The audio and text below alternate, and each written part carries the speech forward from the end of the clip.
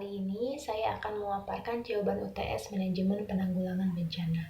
Soal pertama, bencana terdiri dari 3 macam, yaitu pertama bencana alam, bencana yang diakibatkan oleh peristiwa atau serangkaian peristiwa yang disebabkan oleh alam, contohnya gempa bumi dan tsunami.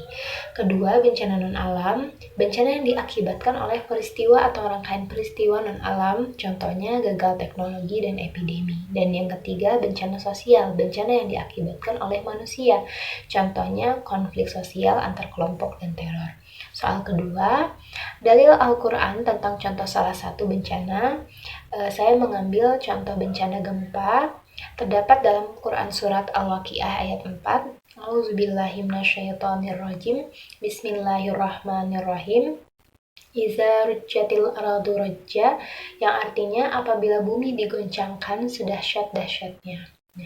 Mufasir Tantowi Jauhari dalam kitab Al-Jawahir menafsirkan ayat ini dengan memberikan penjelasan dengan mengutip ayat sebelumnya, yaitu ayat Khafidatur Rafi'ah, yang artinya kejadian itu merendahkan satu golongan dan meninggikan golongan yang lain.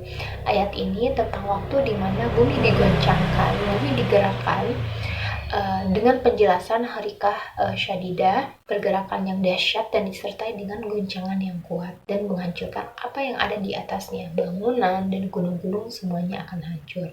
Soal ketiga, urgensi mitigasi bencana. Letak geografis dan geologis Indonesia menjadikan wilayah-wilayah Indonesia rawan akan berbagai jenis bencana.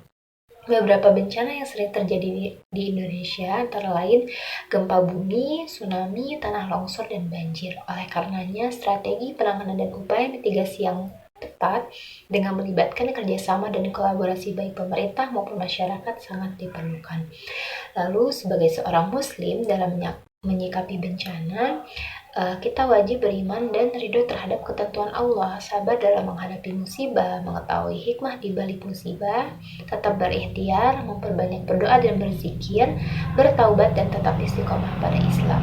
Lalu soal terakhir, pentingnya manajemen penanggulangan bencana, karena siklus manajemen bencana memberikan gambaran bagaimana rencana dibuat untuk mengurangi atau mencegah kerugian karena bencana.